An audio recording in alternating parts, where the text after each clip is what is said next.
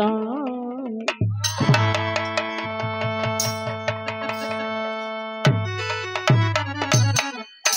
जियो कलाकार, हम कलाकार मोहम्मद रफी का साढ़ू आप लोग के समक्ष बिरहा प्रस्तुत करते हैं 10 घंटे का। आशा नहीं, पूर्ण विश्वास है कि आप लोगों को नहीं पसंद आएगा, लेकिन बिरहा में 4 लाइन भूमिका लगल। मारता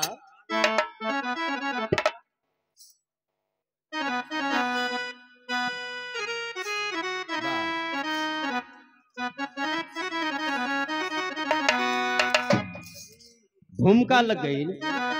अरे दूधे के सागर का में घुचा प्रधान भई, डुबकी लगावे खातिर डबरा में जाई। बकुला यहार यदि मछरी का छोड़ देई, ए भैया का बहू उहंस ना कहाई। कुकुरे का पूंछ अगर घी में चभोर देबा, अरे सोझ करबा के तनो उ सोझ हो न पाई। इज्जत के लूटत बा, पैसा घसोटत बा, भयवे के मार के मुआवती बभाई। अब कव्वाली गजल लग गई बिरहा में। आवा वा वा वा नारे नारे नारे नारे नारे नारे नारे नारे नारे, आओ सजा ले आज को। कवि जी ने एक लाइन गीती लिख दी, बतौले हम हर चीज का गारंटी है। घर द्वार बिगड़ जाए तो बन्नी एक गारंटी है, गाड़ी घोड़ा बढ़ा जाए तो वो बन्नी है, जितना कुल बजट है जितना बरत है कुल बिगड़ जाए तो बन्नी एक गारंटी है। कौने चीज का गारंटी ना है, खाली शरीरिया का। ये मसी जीवा कब कहाँ भग दे निकल जाई, यही का गारंटी ना है। यही पे एक लाइन गीत लिखल, अरे आओ सजा ले आज को, अब कल का पता नहीं।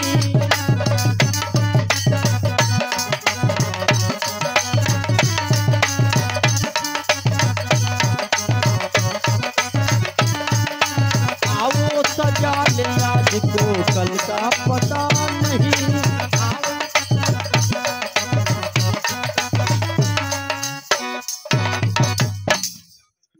आओ सजा ले आज को, कल का पता नहीं।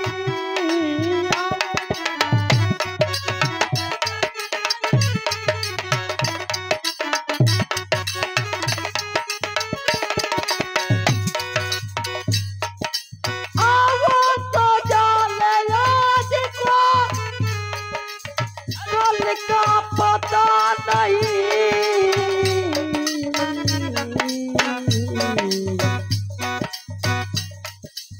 कल को तो छोड़िए जनाब, कल को भी छोड़ दीजिए। कल को तो छोड़िए जनाब, एक ही पल का पता नहीं।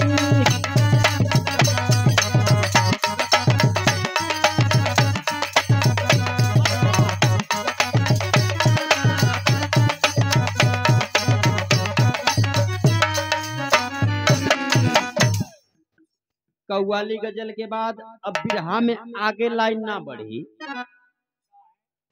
ये लेके हमारे बिरहा में कोनो कांड ना है। अब ले तमाम कांड वाला बिरहा सुन ले वालो, बिना कांड का बिरहा। एक कव्वाली गजल के बाद जब कोनो कांड ना था, आगे लाइन ना बढ़ी। एक कव्वाली गजल के बाद तुरंत 10 घंटा का बिरहा खत्म। गुरु घराने का पर्चे ले ला लो, हम कौन अखाड़े का कलाकार हैं। अरे पियावा,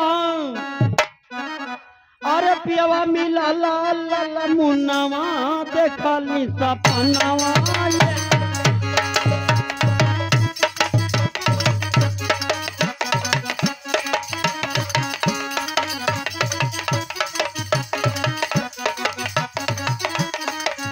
अरे पियावा, अरे पियावा मिला ला ला मुन्नावा, देखा ली सपनावा।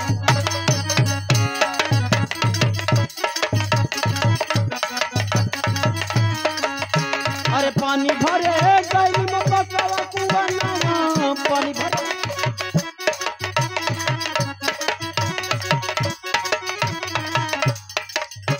अरे फोरही के मंगला घरिला देखनी सपना